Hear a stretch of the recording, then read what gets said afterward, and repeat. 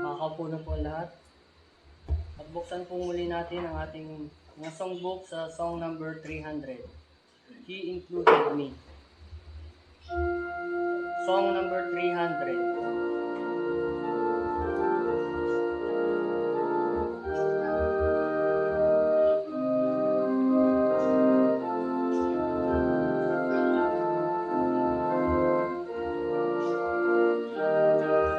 He included me, sing. Before the world began, God loved me then. He chose me for His own, an heir throne. His rich eternal love wrote my name above. Thank God He included me. Yes, He included me from eternity. No room to boast about the lost and I. But God in wondrous grace came and took my place. Thank God He included me. Christ paid my debt one day, the only way. He died upon the tree to set me free. In pure and sovereign grace, Jesus took my place. Thank God He included me. Yes, He included me from eternity. No room to boast about the lost and died. But God in wondrous grace came and took my place. Thank God He included me. In time the Spirit sought and grace was wrought. He took the Word of God, the mighty rod. He broke my stony heart and did faith impart. Thanks God He included me. Yes, He included me from eternity. No room to boast about the lost and I. But God in wondrous grace came and took my place. Thanks be to God, He included me. Amen. Pagpalain na mensahe ng mga awitin sa ating mga puso, sa pangangaral at pakikinig ng salita ng Diyos, muli nating tawagan ang ating kapatid, Deacon Rogie Lasco. Amen.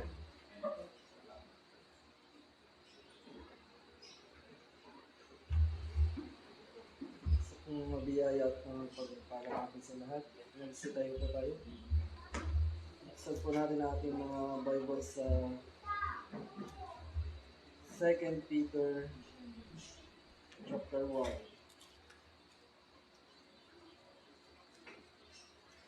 2 Peter chapter 1. Basahin po natin yung verse 10. Ito ang sabi, wherefore the rather, brethren, give diligence to make your calling and election sure. For if ye do these things, ye shall never fall.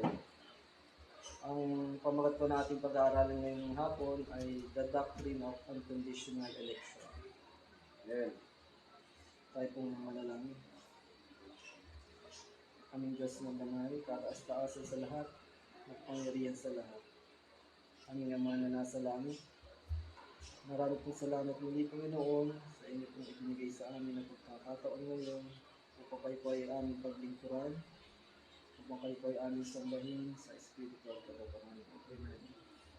Ayun po aming Diyos, sa hapong ito, nawa po ay gabayan niyo po kami sa pamamagitan ng inyong banal na espiritu, upang maging pagpapala po sa bawat isa na nakakapakinig ang inyong mga salita at mensahe ay inyo pong ipapahayag sa amin ngayon.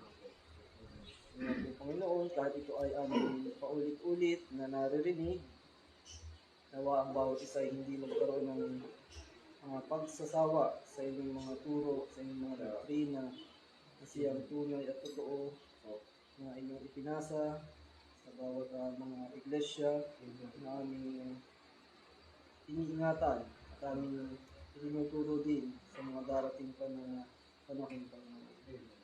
Maraming pong salamat, Panginoon, sa turong ito. Dahil po sa aming pag-aaralan ngayon, ay dito po namin makikita kung gaano kami kapalad na kami ay makatamo ng kaligtasan na nagmumula po sa inyo lamang. Sa inyong biyaya at agaw ng Diyos. Ang po aming Diyos ay bigyan mo din po ng katapangan at ng wisdom ang inyong lingkod upang maipahayag yung buong katapatan ng inyong mga salita. Maraming salamat muli at aming din pong dinadalagan ng aming mga kapatiran na ay karamdaman ang ating pong misis, Panginoon, ay mapapang bigyan niyo siya ng kalakasan pisikal. Nakapag po kayo sa kanya, Panginoon, at naman po ay may makakuha siyang pagpapala sa inyong pinigay sa kanya.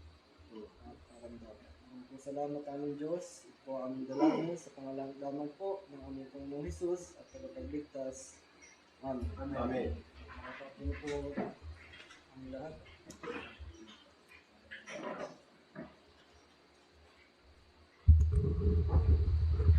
So, ang title po ng ating pag-aaralan ngayon ay yung The Doctrine of Unconditional Election. Bali, ito po yung pagpapatuloy natin dun sa ating sinimulang pag-aralan last week, yung pong man's total depravity. So, last week nga po ay napag-aralan natin ito at para maunawaan natin kung ano ba ang ibig sabihin nga ng total depravity, ay ating ipinakilala kung ano ba ang nature ng tao ang nakaraang linggo. Nakita natin ay sa scriptures na ang tao ay may sinful nature. At nagbigay din tayo ng mga halimbawa at illustrations upang mabigyang pansin ang katotohanan na ang tao ay hindi magkakagusto na gumawa ng ayon sa kalooban ng Diyos. Sabi nga ay men love darkness rather than light because their deeds were evil. Sabi po yun sa John chapter 3 verse 19. So ang tao ay walang duda na may makasalanang kalikasan. So makagagawa naman kayo ng mabuti ng mga bihasang gumawa ng masama, sabi sa Jeremiah chapter 13 verse 23. Atin ding natunghayan last week na ang kabuuan ng tao ay nahawa ng kabulukan ng kasalanan. Mind, heart, and will. Kaisipan ng tao, ang puso ng tao, at ang kanyang kalooban ay masama. Walang natirang parte sa tao ang hindi napinsala o nahawa ng pagkabulok ng dahil sa kasalanan. Mula ulo hanggang sa paa. May nabanggit tungkol dyan sa Isaiah chapter 1 verse 6. And from the sole of the foot even unto the head, there is no soundness in it. Sabi dun mula sa talampakan ng paa hanggang sa ulo ay walang kagalingan. So ang turo at aral ng Biblia ay malinaw. Ang tao ay totally depraved. Walang makakalapit sa Panginoong Hesus. Sabi niya sa John chapter 6 verse 44, yung ating binasa din noon, no man can come to me, emphasizing that no man has the ability to come to Jesus Christ. So, babanggain mo ba ang sinasabing iyan ng Panginoong Hesus? Kasi sasabihin mo, ako'y nakalapit sa Kanya, nakasampalataya ako sa Kanya, tinanggap ko si Jesus. Kapag ganyan ang paniniwala mo, gagawin mong sinungaling ng Panginoon. So, ibig bang sabihin ay mas maniniwala tayo sa taong magsasabi ng ganyan na patotoo? O dito tayo maniniwala sa mismong sinabi ng Panginoong Hesus na no man can come to me. Yeah. So, kung ikaw ay naniniwala na may kakayahan ka na makalapit at makatanggap sa Diyos sa pamamagitan ng sarili mong kakayahan, maaaring hindi pa binubuksan ng Panginoon ang iyong kaunawaan. So, ang magagawa mo lang ay manalangin ka na mabuksan din ang iyong kaunawaan dahil ang Panginoon lang ang makagagawa niyan para sa iyo. Yung atin din binasa at pinag-aralan last week sa Luke chapter 24 verse 45, and then opened he their understanding that they might understand the scripture. So, ito po yung recap lang ng ating pag-aralan last week. So, importante na maunawaan muna natin ang kalalagayan ng isang tao. Mahalaga na ating maunawaan ang doktrina ng total depravity. So, bakit? Dahil kung ito ay mauunawaan o ipapaunawa sa iyo ng Panginoon sa isang tao na makasalanan, so magkakaroon ngayon siya ng isang napakahalagang katanungan patungkol sa salvation, tungkol sa kanyang kaligtasan. So ano ang katanungan? Ang kanyang magiging katanungan? Dahil nga kung ipinaunawa na sa kanya, sa taong makasalanan ng Diyos, na wala siyang magagawa, ang kanyang kawalan ng kakayahan, ang kanyang magiging katanungan ngayon ay papaano ngayon ako makakalapit sa Panginoong Hesus para maligtas? Kung ako naman pala ay walang kakayahan. So, anong sagot dyan ng Biblia? Nandun rin sa ating binasa last week. Dito sa John chapter 6:44. Sabi dyan, no man can come to me except the Father which hath sent me draw him.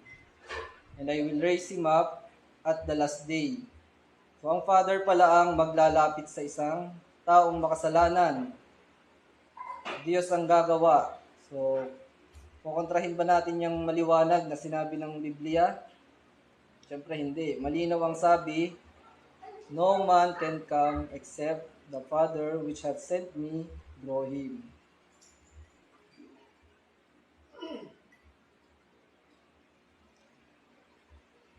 So, doon sa hindi sasang-ayon, again, sabi nga natin, hindi pa yun nabubuksan ng Panginoon, ng kaunawaan.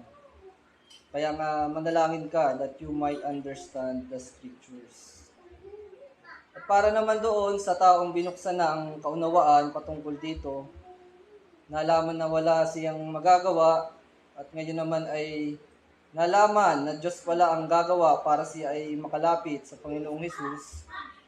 So matapos matanggap ang katotohanan ito, so magkakaroon muli siya ng isa pang katanungan. At ano ang magiging katanungan? So ito ang kanyang magiging tanong. Sino ang mga taong ilalapit ng Ama kay Jesus Christ? Yan, mga kapatid, ang katanungang ito, kung sino ang mga taong ilalapit ng Ama sa Panginoong Hesus, ay may isang tamang kasagutan lamang ayon sa itinuturo ng Biblia. Pero yung kasagutan na yon, na nagmula din mismo sa kapahayagan at mga aral ng Panginoong Hesus, ay siya din namang hindi sinasang-ayunan ng karamihan ng mga tao. Yung mga tao na nagsasabing tagasunod daw ng Panginoong Hesus, at yung mga tao na nagsasabing mananampalataya din daw sila. So ano nga ba ang kasagutan doon sa tanong na sino ang mga taong ilalapit ng Ama kay Jesus Christ? So ang kasagutan dyan ay yung mga tao na ibinigay ng Ama sa anak.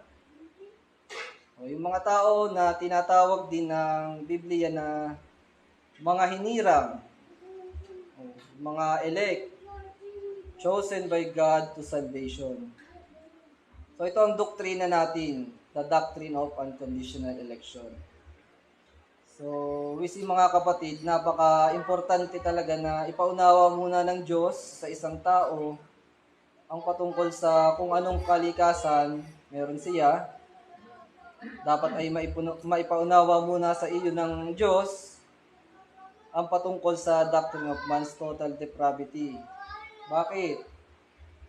Dahil nga kapag naunawaan ng isang taong makasalanan na wala siyang magagawa, na nabanggit na natin kanina, magiging isang napakalaking kagalakan sa isang tao na malaman na ang Diyos pala mismo ang Ama, ang siyang maglalapit sa tao kay Jesus Christ. So, Diyos nga ang gagawa. At ang mga taong ilalapit ng Ama ay ang mga taong tinatawag na hinirang para sa kaligtasan. So, buhat pa sa pasimula. O bago palikhain ang langit at lupa, mga elect, God's elect, at ang mga elect na ito ay merong tinatawag na yung common faith. Ngayon, mababasa natin yun. Yung meaning ay naniniwala sa mga doctrines, teachings ng Bible. O same ang paniniwala, common faith. Hindi kumukontra o iba ang paniniwala at doktrina. O, yun yung mga elect. Iisang doktrina at mga paniniwala. So sa gagawin nating mahalagang pag-aaral na ito ay ating papatunayan na biblical ang doctrine of unconditional election. So ito ang goal ng ating mensahe ngayong hapon. To prove that the doctrine of unconditional election is biblical.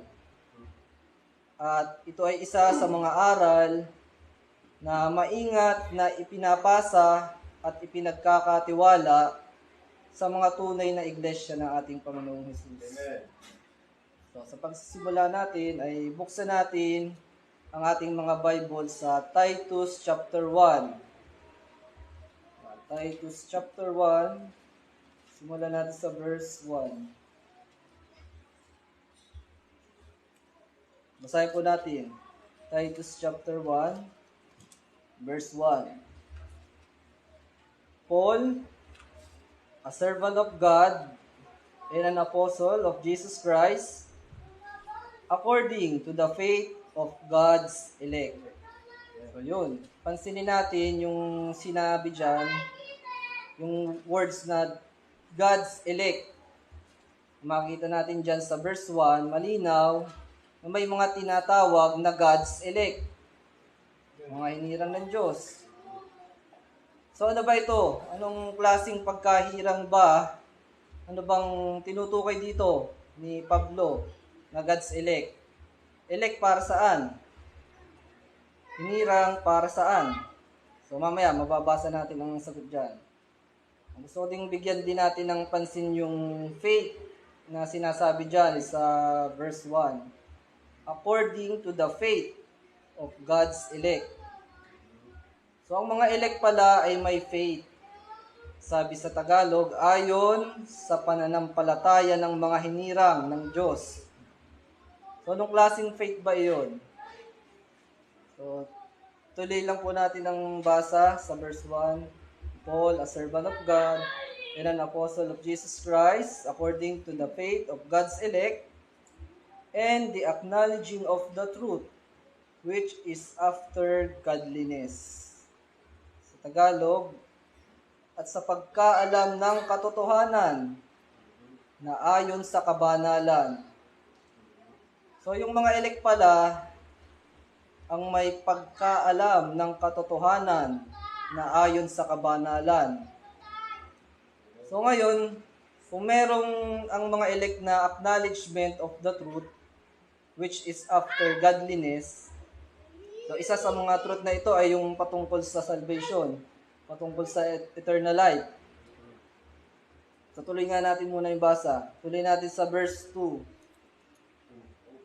in hope of eternal life, sa pag-asa sa buhay na walang hanggan. So ito yung isa sa truth na ina-acknowledge ng mga elect na sinasabi dun sa verse 1, acknowledging of the truth which is after godliness. At sa pagkaalam ng katotohanan na ayon sa kabanalan. So alam ng mga elect o may knowledge ang mga hinirang patungkol sa kaligtasan. Hindi natin maididina yan. So ito din yung sagot doon sa tanong natin kanina kung patungkol ba saan ang pagkahirang na tinutukoy doon sa verse 1. So tungkol pala ito, may kinalaman din pala ito tungkol sa eternal life.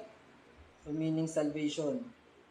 So tuloy natin ang basa sa verse 2. In hope of eternal life, which God that cannot lie, promised before the world began. So, na ipinangako ng Diyos na di makapagsisinungaling. So, alam naman natin na ang Diyos ay hindi sinungaling. So, makakaasa tayo dito sa promise ng Diyos na eternal life. Totoo ito. Yan. At sa verse 2, may isa pang truth na malinaw na inihayag. So, ano yun? So, kailan daw ito ipinangako? Sabi dyan sa verse 2, buhat pa ng mga panahong walang hanggan. So, yung promise before the world began. So, tama ba tayo nung sinabi natin kanina bago tayo magsimula na ang mga hinirang o elect ay itinalaga sa kaligtasan, eternal life, buhat pa sa pasimula before the world began? Yes. Siyempre tama tayo. Yan ang sabi ng Biblia. Yan ang sabi ng Scriptures.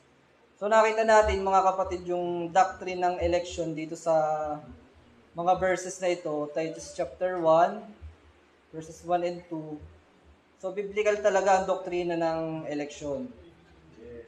At marami pang verses ang magpapatunay patungkol sa doktrina ng unconditional election. So mamaya ay titingnan at babasahin din natin ang mga iyon. Tuloy muna natin ang basa dito sa Titus chapter 1. Basahin natin ang verse 3. Ito sabi, but hath in due times manifested His word through preaching, which is committed unto me. Ngunit kaniyang mga panahon ay ipinahayag ang kanyang salita sa pangangaral, through preaching, na sa akin ay ipinagkatiwala. Sabi diyan, ipinahayag daw ang kanyang mga salita, God's word, through preaching. So doon magmamanifest sa itinakdang panahon sa pamamagitan ng pangangaral,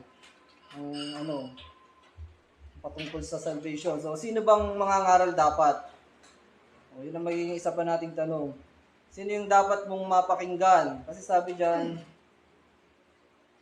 but hath in due times manifested His word through preaching. So, importante.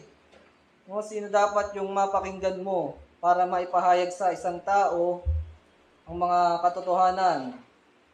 So, sino bang sumulat kay Titus dito sa binabasa natin? Hindi ba't si Paul? Si Pablo. So, si Pablo ay isang apostol. Siyempre, tunay na mangangaral ng Diyos.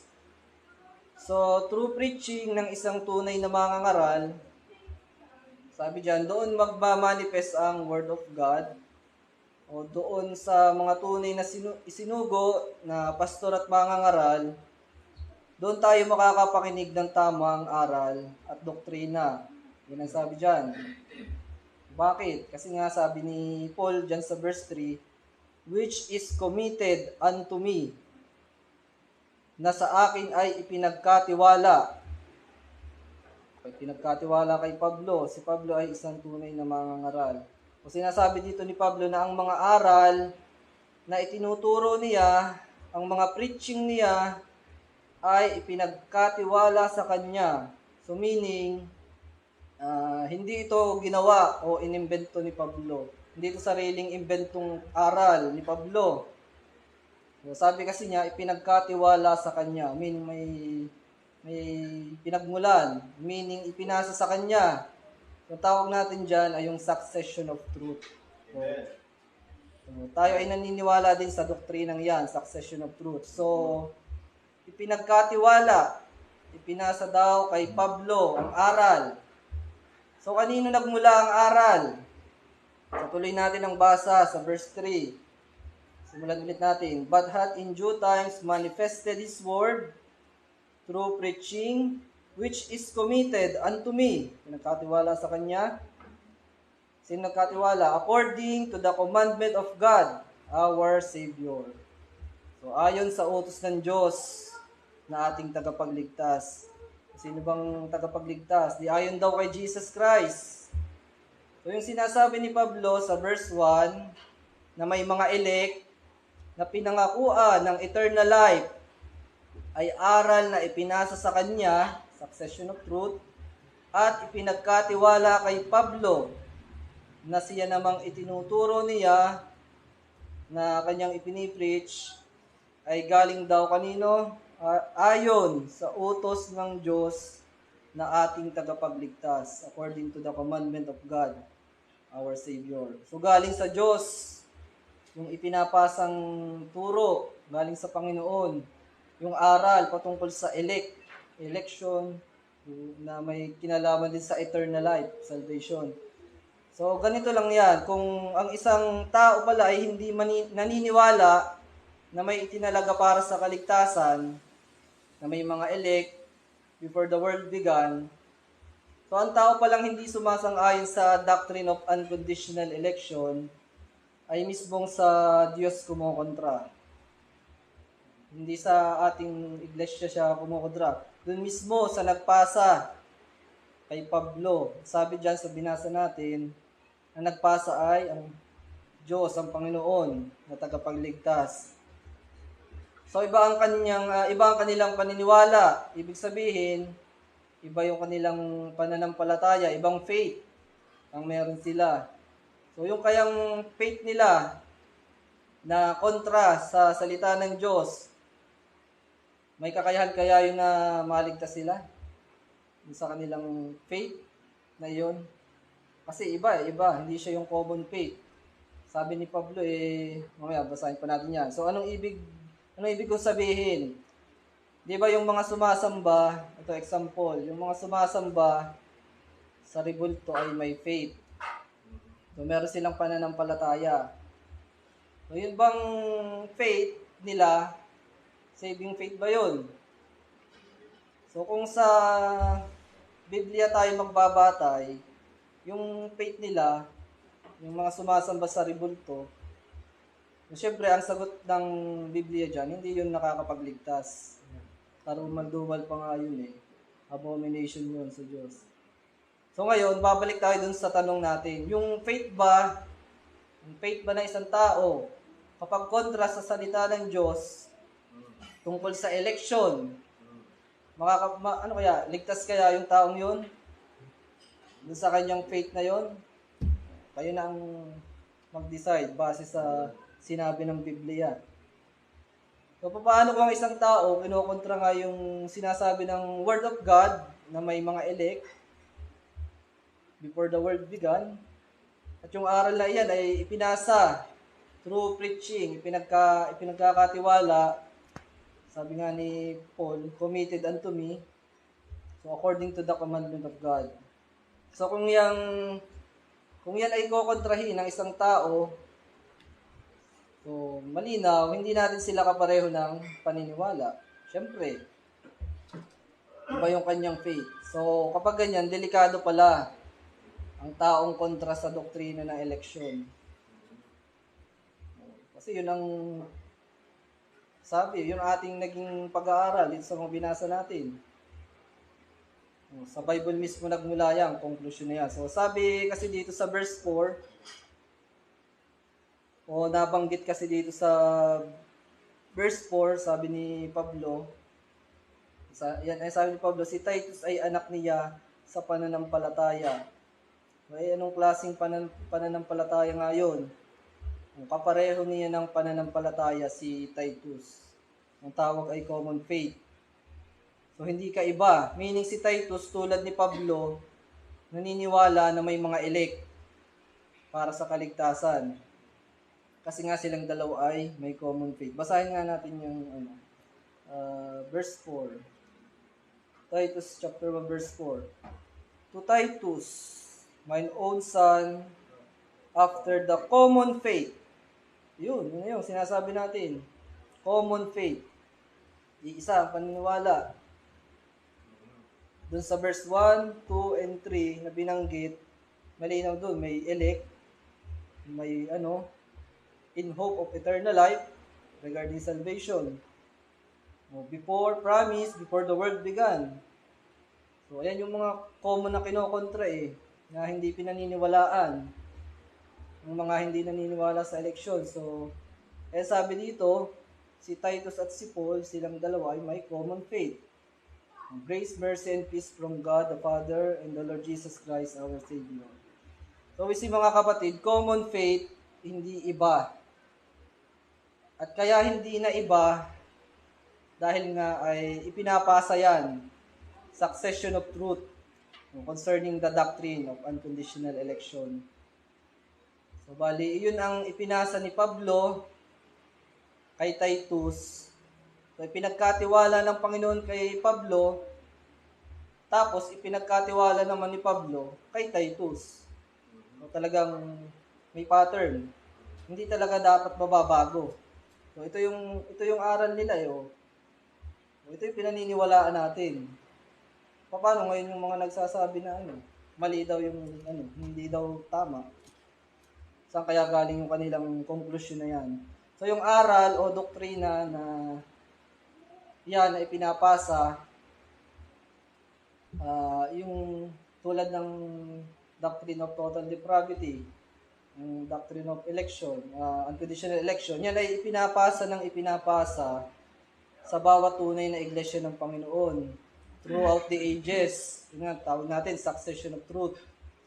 So from the past up to our present time, yung doktrina na ito ay ipinasa lang din naman sa atin.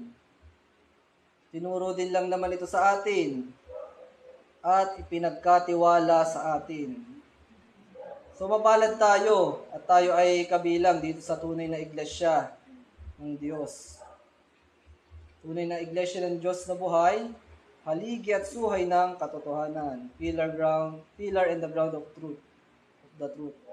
Sabi yan sa 1 Timothy chapter 3, verse 15. So mapalad tayo at naipasa sa atin ang mga aral na ito. O sabi nga sa ating text, kung ating babasahin ulit, 2 Peter chapter 1 verse 10, wherefore, 2 Peter chapter 1 verse 10 to ating text, wherefore the rather, brethren, give diligence to make your calling and election sure. So kaya mga kapatid, lalong pagsikapan ninyo ang alin? Give diligence to make your calling and election sure. So paano ka magiging sure kung hindi ka naman pala naniniwala sa doctrine of unconditional election? Ipinasa na nga ito sa iyo. Pinapasa namin ngayon. Ito, pinipreach. Sabi nga ni Pablo, through preaching. Pinapasa na ito ngayon sa iyo. Nire-reject mo naman. Paano yan? Yan. Pag-isipan yan. Pagbulay-bulayan yan.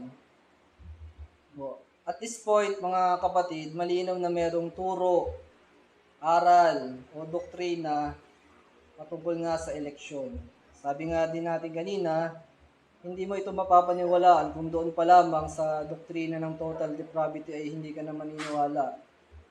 Kasi nga, aanuhin mo itong eleksyon kung ang iyong kaisipan, sinasabi ay kaya naman ng taong mag-decide according to his own will.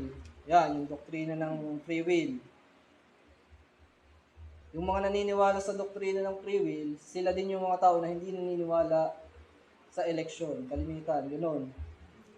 So, hindi magiging pagpapala sa taong iyan ang doktrina ng eleksyon kung hindi tayo naniniwala sa total depravity. Bali, wala sa kanya talaga ito. Hindi tayo common faith. So i-reject lang talaga yan ng ng taong naniniwala sa free will, sa doktrina nila, ng mga Arminian. Pero last week nga ay atin namang na-debunk at na-refute yung maling doktrina nilang yan, yung turo nila patungkol sa free will. So yung tao lamang na binigyan ng kaunawaan ng Panginoon ang makakaunawa na totally wala siyang magagawa. Siya ay spiritually dead. At kapag nga narinig niya ang turong ito na wala siyang magagawa, aba ay blessing, pagpapala sa kanya na malaman niyang may mga hinirang pala para sa kaligtasan. Ito ang kanyang pag-asa kapag narinig niya ang aral ng unconditional election na ipinasa sa atin at ipinagkatiwala din naman sa atin. At kung ang taong ito ay patuloy na binubuksan at kinikilos ng Panginoon, ay siguradong tunay na makakaunawa ito ng patungkol sa kaligtasan. So isang pag-asa ito sa kanya. Doon pa lamang niya ma-appreciate kung kung gaano siya kapalad, kung gaano kapalad ang isang taong elect, kung gaano kahalaga ang doktrinang ito. Kung siya ay kasama nga doon sa mga itinalaga para sa kaligtasan. Yun lamang kanyang pag-asa. Dahil lamang sa biyaya ng Diyos. According to the election of grace. Saan natin mababasa yun? Mababasa natin sa Romans chapter 11. Basahin po natin. Romans chapter 11. Yung according to the election of grace. Romans chapter 11 verse 5. Even so then, at this present time, also there is a remnant according to the election of grace. O ayon sa pagkahirang ng biyaya. According to the election of grace. So dahil lamang sa grace ng Diyos, kaya isang taong makasalanan na walang magagawa na anuman para makatamo ng salvation ay makakatanggap ng kaligtasan dahil sa habag at awa ng Diyos, dahil sa election of grace. Sa pang verse, basahin din natin. Ito lagi din natin itong binabasa. Ephesians chapter 2, verse 8. Yan. Ephesians chapter 2, verse 8. For by grace are ye saved, sapagkat sa biyaya kayo'y nangaligtas through faith. So anong klaseng faith yan? Yung common faith natin yan, hindi ibang faith. And that not of yourselves, it is the gift of God. At ito'y hindi sa inyong sarili, talking about man's inability, total depravity. Ito natin basa verse 9. Not of works, lest any man should boast. So, walang may pagmamalaki talaga ang tao.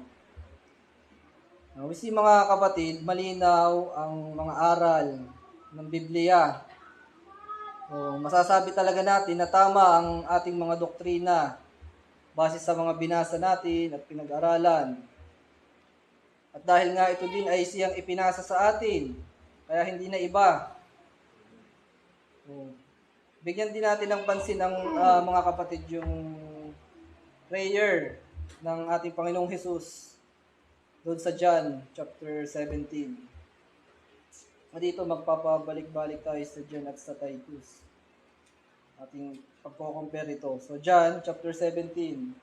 Bigyan natin ng pansin. John chapter 17. Mababasa natin dito yung patungkol sa mga ibinigay ng Ama kay Jesus Christ. No, meaning may mga certain individuals lamang, hindi lahat ay ibinigay para makatamo ng eternal life. So dito din natin mababasa yung tungkol sa preaching, katulad din sa Titus, at yung tungkol din doon sa before the foundation of the world. So simulan natin mga kapatid sa verse 2. John chapter 17 verse 2. So sabi, as thou hast given him power over all flesh, that he should give eternal life. So kanino daw ibibigay ang eternal life? To as many as thou hast given me, has given him. To as many as thou hast given him. So upang bigyan niya ng buhay na walang hanggan, ang lahat ng ibinigay mo sa kanya. So yun yung promise yan. Pangako yan ng Diyos. So kung may ibinigay, meaning merong hindi ibinigay. Tama. At yung mga ibinigay na iyon, so ano daw ang makukuha? Anong ipinangako ng Diyos dun sa mga ibinigay na iyon? Sabi diyan sa Tagalog, upang bigyan niya ng buhay na walang hanggan, that he should give eternal life. Bibigyan ng eternal life, so this is all about salvation. No?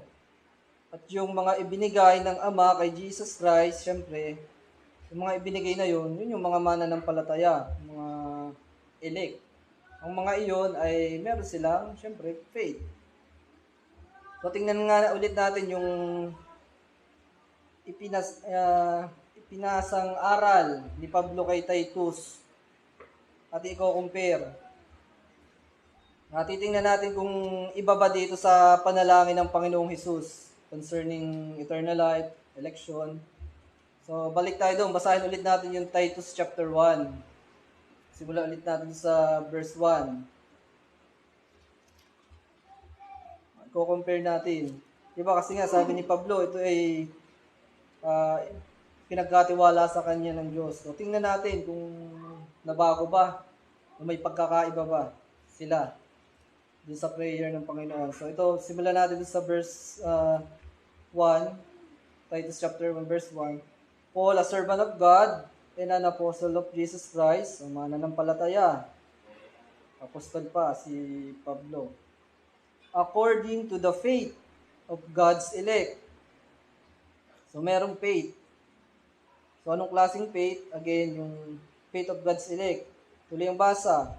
In the acknowledging of the truth, which is after godliness. So, yung mga may faith na iyon, yung mga God's elect, so ano ang kanilang inaasahan sa verse 2, yan sa Titus.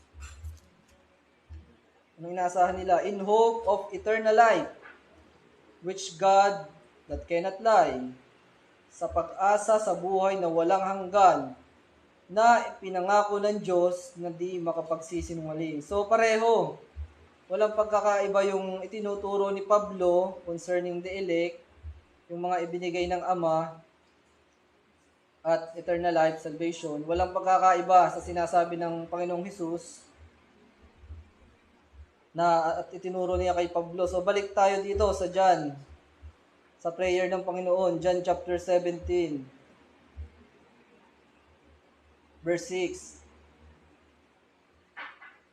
So I have manifested, John chapter 17, verse 6, I have manifested thy name unto the men which thou gavest me out of the world.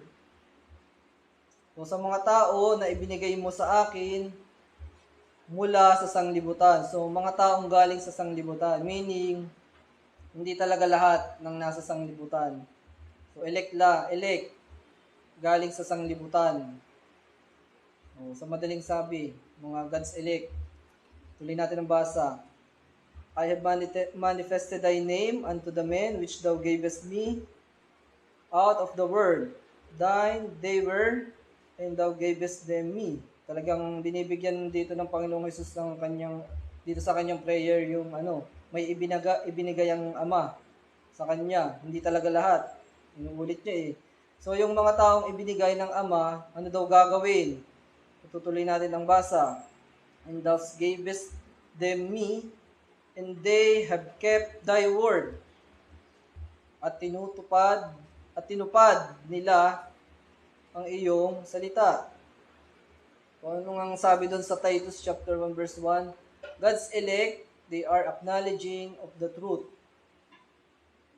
Dahil nga ina-acknowledge nila ang truth, meaning tinutupad nila ang iyong mga salita. So, So, bakit? Why? In hope of eternal life. Sabi dun sa Titus chapter 1 verse 2. Tutuloy natin yung basa sa prayer ng ating Panginoong Hesus. Dito muna tayo sa John chapter 17. Para mas mapatunayan at pagtibayin pa na meron talagang mga pinili, mga elect for salvation. So John chapter 17 verse 9, I pray for them. O, sino yung them? Yung binanggit niya sa verse 2 at sa verse 6. Yung mga ibinigay ng Ama sa Kanya. O, I pray not for the world. Saan ngayon pupulutin yung maling pagkaunawa sa John 3:16? Na for God so loved the world daw. Na ang world daw doon ay lahat ng tao. Yung sanglibutan daw doon ay lahat ng tao. So maling pagkaunawa yan. Maling interpretasyon niya ng word. So ituloy natin ang basa. I pray for them, I pray not for the world, but for them which thou hast given me, for they are thine. Yung mga believers pala tinutukoy dito. Yung mga ibinigay, inulit-ulit. Thou hast given me. Mga elect yan. Mga elect lang. Yung mga sa akin ay ibinigay mo, sapagkat sila'y iyo. Sabi ng Panginoong Hesus, for they are thine. Yun. Again, kung may ibinigay, merong hindi ibinigay, sabi nga natin kanina, yung ibinigay, sabi ng Panginoong Hesus, yaong mga sa akin ay ibinigay mo, sapagkat sila ay iyo. Sa Diyos. Sa Diyos daw yung mga ibinigay. Kanino kaya yung mga hindi ibinigay? Paano yung mga ayaw maniwala na may ibinibigay ang Ama? Na may mga hinirang para sa kaligtasan. So, paano sila? Paano yun? Kasi kung hindi sila naniniwala sa doctrine ng unconditional election, ay ang sabi dito, yung mga ibinigay kay Jesus ay sila'y sa iyo, referring to God the Father. So pag nireject mo ang doktrinang ito, hindi ka naniniwala sa election, meaning hindi ka elect. Kasi ayaw mong maniwala eh. Walang election para sa iyo. Ngayon, ang tanong, para kanino ka kaya? Kasi yung mga ibinigay ng Ama kay Jesus Christ, ay sabi ni Jesus Christ ay para sa iyo, para daw sa Ama. So ngayon, nireject mo ang election, meaning hindi ka naniniwala, hindi ka elect. So ngayon ang tanong nga, para kanino ka kaya? Kanino kaya sila? Ang sabi dyan, may binanggit dyan. Sabi dito sa John chapter 8 verse 44, kayo'y sa inyong amang Diablo. Aba, ayun pala. Hindi ako nagsabi niyan. Binasa ko lang. Bakit? Kayo sa inyong amang Diablo. Bakit yan? Ang sagot doon kung para kanino sila. Kasi sabi diyan sa John 8:44, and abode not in the truth, because there is no truth in him.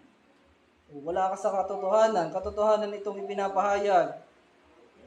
Yung truth, yung doctrine of unconditional election, truth yan.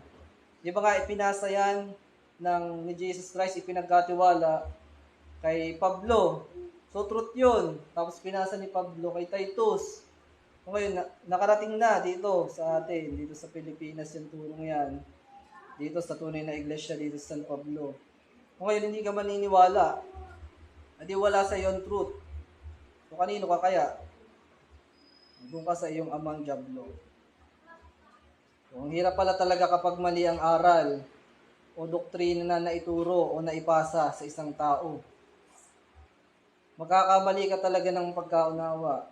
Kaya mahalaga na yung papakinggan mo o yung tatanggapin mong turo dapat galing doon sa may succession of truth. Hindi sa kung sinong mangangaral na lang. So mali yung nagsabi na kahit sa jackass ka makinig. Mali yun. Mali na oh. Magkakamali ka ng mali yung may ipasa sa iyong turo. Delikado ka. Kasi makikita nga natin, ang nagtuturo at nagpapasa ng mga aral kay Titus ay si Pablo. Si Pablo ay isang apostol, tunay na sinugo, tunay na mangangaral. So mag-iingat tayo. Huwag tayong basta-basta maniniwala. Marami kasing bula ang tagapagturo, sabi ng Biblia. So going back, next natin na bigyan pansin sa prayer ng ating Panginoong Hesus ay yung sa verse 20. Verse 20. Walang tayo sa verse 20. Dito makikita natin na mahalaga talaga kung sino ang magpapasa sa iyo ng aral o doktrina. John chapter 17 verse 20. Neither pray I for this alone, but for them also which shall believe on me through their word. Yun na yun. Through their word. Kundi sila rin naman na mga nagsisisampalataya sa akin sa pamamagitan ng kanilang salita. O kanino daw salita? Salita daw ng mga apostol, ng mga nandoon, pinagpe-pray, ng ating Panginoong Hesus, ng kanyang mga alagad. So ano yung kanilang mga salita? Mga aral, mga turo ng Panginoong Hesus na ipinasa at ipinagkatiwala niya dun sa kanyang mga apostol, sa kanyang mga alagad. So yung mga aral o turo na iyon, mga doktrina yon. So tama ba kung sasabihin natin na mahalaga na yung magtuturo o magpapasa sa iyo ng aral o doktrina, dapat sigurado kang nagmula sa Panginoong Hesus. Dapat ay yung aral niya ay tulad, common faith, dito sa tinuturo ng Panginoong Hesus.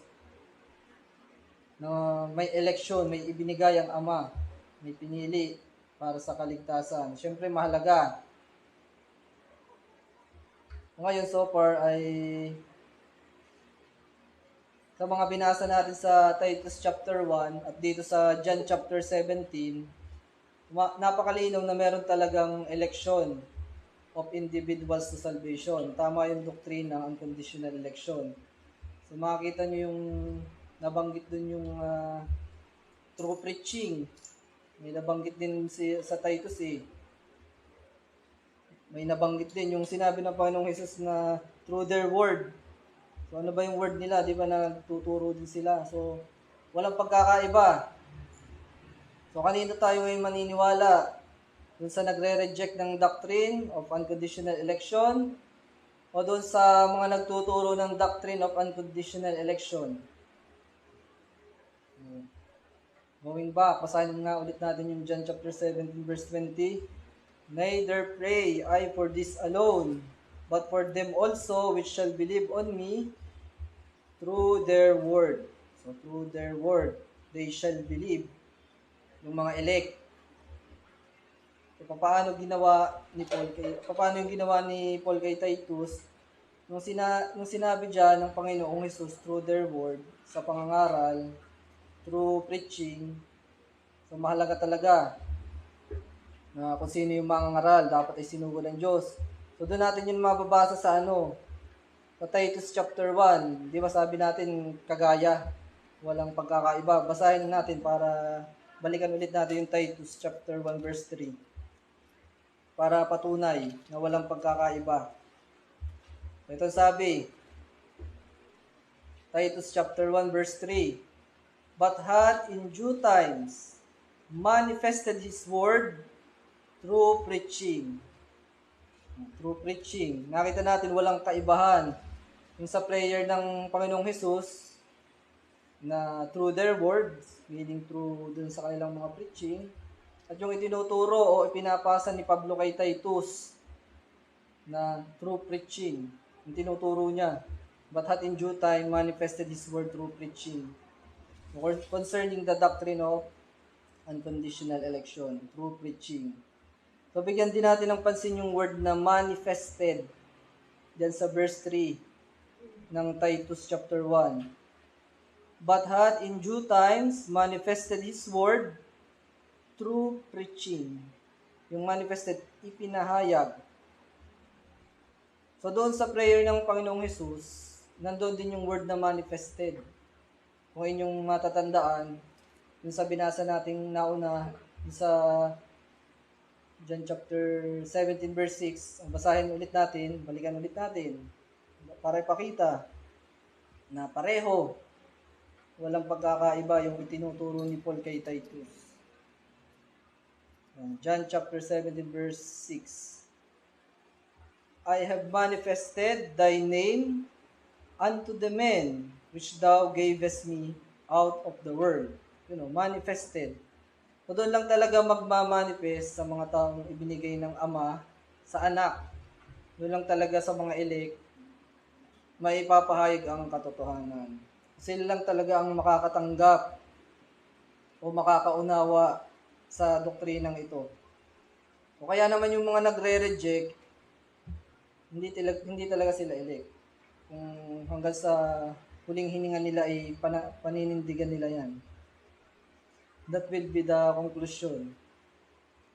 That is what the Bible says. Hindi tayo nagsabi niyan. Kasi nire-reject nila ang truth eh. Sila ay reprobates. Basahin natin yon sa 2 Timothy chapter 3 verse 8. Pag nireject mo yung truth na ipinapasa, ang tawag sa iyo ng Bible ay reprobates. Reprobate. Hindi kami ang nagsabi niyan. Yan, Biblia. Truth yan. Basahin natin 2 Timothy chapter 3 verse 8. 2 Timothy chapter 3 verse 8. Now, as Hannes and Jambres withstood Moses, so this also resist the truth. Nagre-resist sa truth. Kagaya ng mga hindi naniniwala sa election. Tuloy basa. Men of corrupt minds, reprobate concerning the faith. Yun. Iba ang faith nila. Reprobate sila concerning the faith. So mga ito ay nagsisilaban sa katotohanan, sabi ito sa Tagalog. Mga taong masasama ang pag-iisip, mga itinakwil tungkol sa pananampalataya. So and lastly mga kapatid, ang huling verse na ating bibigyang pansin sa prayer ng ating Panginoong Jesus ay yung John chapter 17, yung verse 24. Balik tayo sa John. Bigyan natin ng pansin yung John chapter 24. John chapter 17 verse 24. John chapter 17 verse 24. Tapos sabi, Father, I will that they also, whom thou hast given me. Paulit-ulit na itong binabanggit ng Panginoong Jesus, mga ibinigay sa kanya ng Ama. Tuloy, whom thou hast given me, be with me where I am. So, be with Jesus in heaven. So, hindi talaga mapapasabalian na ito yung about salvation.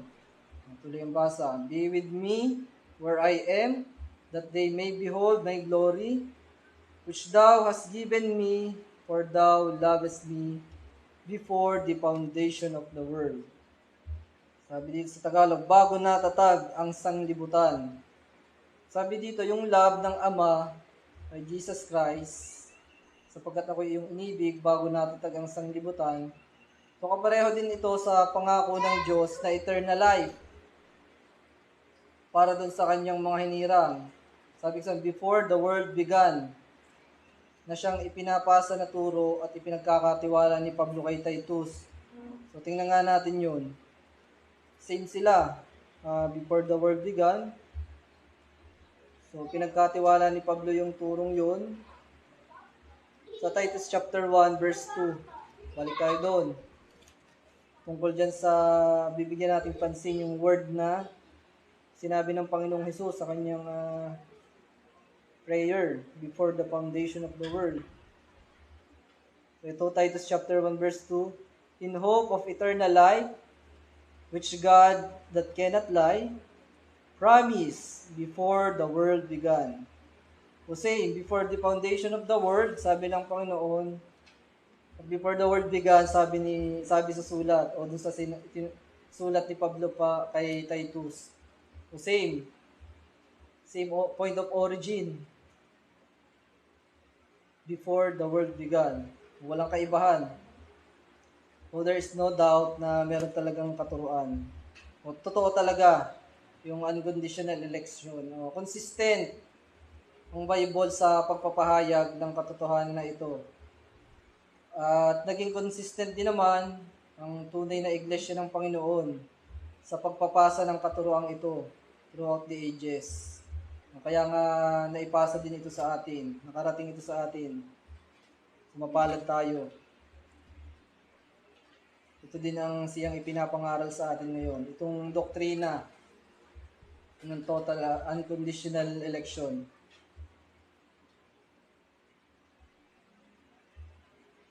So yan, itong doktrinang ito din ang ipinasa sa atin ngayon, sa ating panahon, in the present time.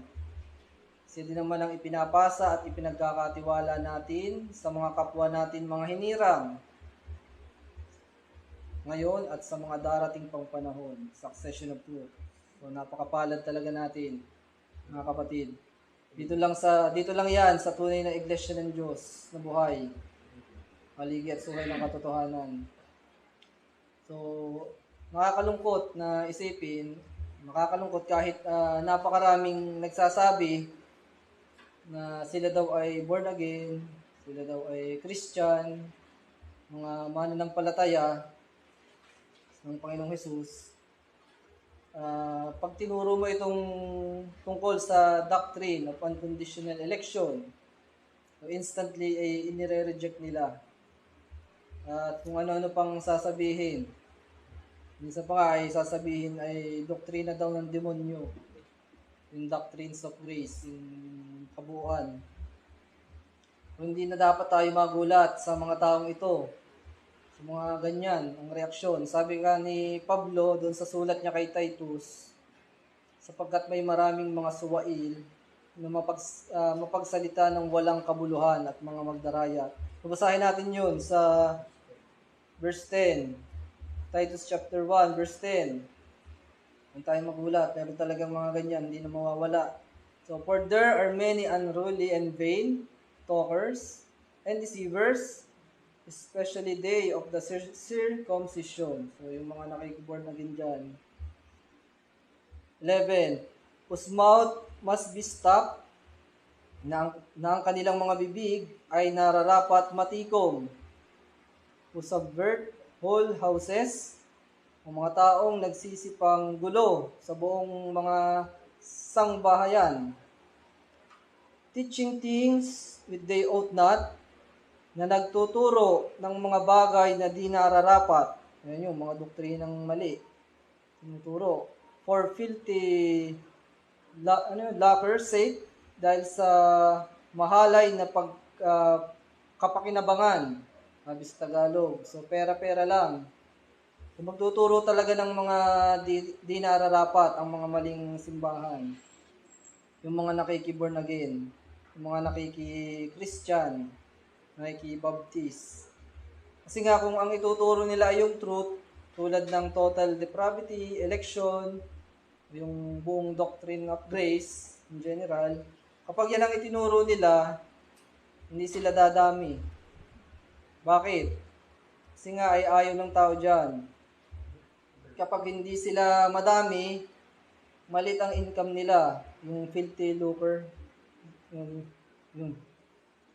ang kanilang objective. Dahil sa mahalin na kapakinabangan. So, kaya magtuturo ang mga maling simbahan ng mga doktrina ng tao, doctrines of man. Hindi nila ituturo ang truth dahil ayaw nila dyan. Ang ituturo nila ay yung free will. Tulad doon, yung patok sa mga tao. Kung kinokondem ba natin sila sa ating mga statement na ito, ayun ang sabi sa binabasa natin. Hindi ba totoo yung binasa natin sa verse 10 at 11 ng Titus? So, ano bang sabi ng Biblia? Ituloy natin ang basa. Halo natin dyan sa verse 13 ng Titus. Totoo ba yung ating sinasabi? Totoo ba yung 11 yung verse 10 at 11? Sabi dyan sa verse 13, this witness is true. Ang patotoong ito ay tunay. Ang totoo naman pala. Hindi tayo nang condemn dito. Yan ang katotohanan, sabi ng Biblia. Wherefore rebuke them sharply. Dahil dito isawayin mong may kabagsikan sila. Anong reason sa pagsaway? Para awayin sila? Siyempre hindi. That they may be sound in the faith. Yun ang ating reason sa ating pagsaway sa kanila ng may kabagsikan. So, ang mensahe at doktrinang ito na ating pinag-aaralan ngayon at ating sinusubukang ipasa sa kanila ay hindi para sa ikakasama ng ating kapwa. Ito ay para sa ikabubuti. That they may be sound in the faith. So again and again, hindi nga natin may pagkakaila na talagang may mga ayaw sa truth. Sabi na rin yan sa scriptures, mga reprobates. So do this also resist the truth, men of corrupt minds. Binasa natin kanina sa 2 Timothy chapter 3 verse 8. Sabi, reprobate concerning the faith. Hindi na mawawala talaga ang mga taong kumokontra sa katotohanan. Kaya sabi pa ni Pablo, itutuloy natin ang basa ng ating last two verses. Titus chapter 1 verse 15. Bakit ganun? Bakit ganun sila? Sabi sa verse 15, unto the pure, all things are pure. But unto them that are defiled and unbelieving is nothing pure. But even their minds and conscience is defiled. Kaya kukontra palagi ang mga yan, mga taong yan sa katotohanan. Verse 16, they profess that they know God. Ayan, yung mga nakiki-Christian nga daw. Sila nga daw yung mga born again. Pero ano daw? They profess that they know God, but in works, they deny Him. Yun, deny ang turo ng Panginoong Hesus sa election. Being abominable and disobedient, mga disobedient, and unto every good work, reprobate. Reprobate pa rin ang conclusion dito sa verse 16, katulad dun sa Timothy. So, Biblia ang nagsasabi, salita ng Diyos ang nagsabi kung ano at sino sila. Hindi tayo. Hopefully mga kapatid ay ating napatunayan na biblical talaga ang doctrine of unconditional election. At kung loloobin pa ng Panginoon ay next Sunday, pag-aaralan pa ulit natin ito tungkol sa doktrinang ito. Kasi marami pa tayong dapat bigyang pansin tulad ng bakit unconditional tawag, ng basis ng pagkapili o pagkahiram, yung foreknowledge, yung predestination. Marami pa tayong pag-aaralan regarding dito. God's feeling. Sa susunod na Sunday, tutuloy natin. So alam ko na narinig nyo na yung maraming sermon patungkol dyan, patungkol dito. Katulad nga ng palagi kong sinasabi, kahit na paulit-ulit nating naririnig, kahit pa narinig natin na mas magaling magpaliwanag si ganun, mas naintindihan si ganun, wala tayong magagawa. Dapat hindi tayo magsawa, kahit paulit-ulit yan. Kasi sabi nga natin, yun namang pinipreach ng magaling magsalita, walang kaibahan yun sa pinipreach natin na ngayon dito. Kasi ngayon ipinasa, sabi din sa pinag-aaralan natin, pinapasa at ipinagkakatiwala. So ngayon, pinasa sa atin, tuturo natin. Kahit pa paulit-ulit, dapat hindi tayo magsawa. Kasi nga sabi natin sa natin preaching, yan ay a blessed man's delight. Kung kahit pa ulit-ulit natin itong pag-aralan, ating pagbulay-bulayan, dapat hindi tayo magsasawa. We meditate day and night. Sabi nga, din sa a blessed man's delight. So ngayon mga kapatid, mga tagapakinig, sa ating pagtatapos, ay may mahalaga pa rin tayong katanungan base sa ipinahayag na katotohanan ng scriptures sa atin ngayon. So, naniniwala ka ba sa doctrine of unconditional election? So, ili ka ba? Ligtas ka nga ba? So, kung oo ang sagot mo, ay sigurado ka ba? Sure ka ba Kasi sabi sa ating teksto, 2 Peter chapter 1 verse 10, "Wherefore the rather, brethren," mga kapatid, "give diligence to make your calling and election sure." So make it sure. Baka may doubts ka sa salvation mo o sa mga doctrines na tinuturo natin dito. Pag ganyan, ay delikado ka. Kaya sabi ng Biblia, "Examine yourselves, whether ye be in the faith." From your own selves, sabi yan sa 2 Corinthians chapter 13 verse 5. Ang doctrine of unconditional election ay hindi ito nagmula sa tao. Ayon sa ating napatunayan, sa ating mga binasa mula sa Biblia. So, dahil ito ay galing, sabi ni Pablo, ito ay pinagkatiwala sa kanya ng Panginoong Hesus. So talagang kung iisipin natin, talagang napakapalad ng isang tao na makakatanggap sa turong yan. Kaya ako din talaga ay nagtataka dun sa mga taong nagre-reject dyan. Ano pong masama? Kung ang ikaw ay tinalaga, ano? Di ba parang napakasarap dun sa pakiramdam na hindi ka naman karapat dapat ay naging elect ka. So, anong naging basihan? Kumbaga, anong naging basihan dyan? So, yun yung ating pag-aaralan sa susunod. So, dito na nagtatapos ang ating mensahe ngayong hapon. So, may God bless the message in our hearts.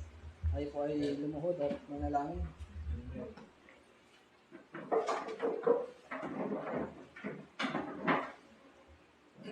Ang Diyos na banal, tataas-taasan sa lahat.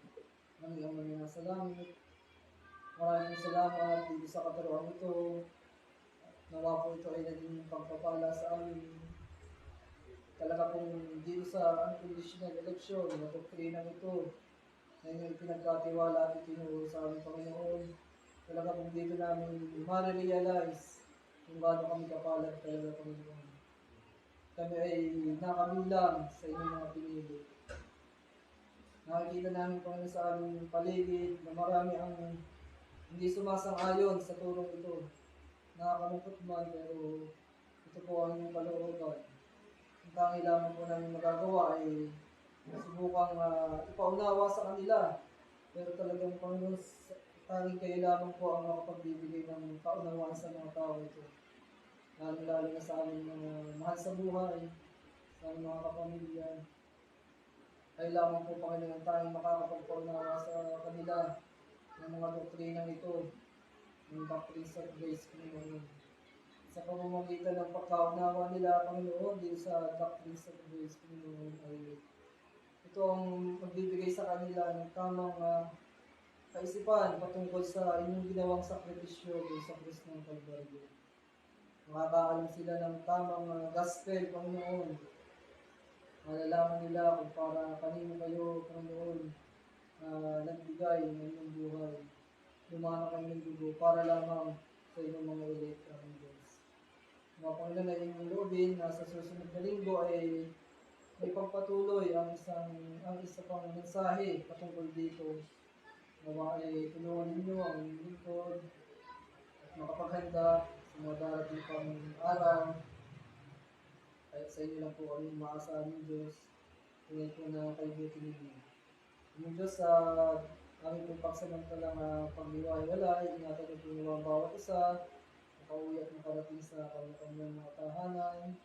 At sa gabi, sa aming pagpapahinga, ay hindi po kami bigyan ng isang ligtas at matiwasay na gabi. Ilayo po kami sa mga sakuna, sa mga samang tao, sa mga disgrasya ng Diyos. Hanggat masama ang panahon, sa ibang nadako ay naniniwala kami na kamay ng ingatan namin Diyos dahil tunay po na kayo ay mabuti sa inyong mga anak. Noon, nawa kayo naitaas, kayo ang mapupurihan, mapasalamatan sa ginawa namin paglilingkod na ito aming Diyos. Kayo po nawa ay maitaas. Sa pangalan lang po ng aming Panginoong Jesus, ito ang aming dalangin. Amen. Awitin po natin ang doxology. Praise God from whom all blessings flow. Praise Him, all creatures here below. Praise Him above, ye heavenly hosts. Praise Father, Son, and Holy Ghost. Amen. Amen. Amen.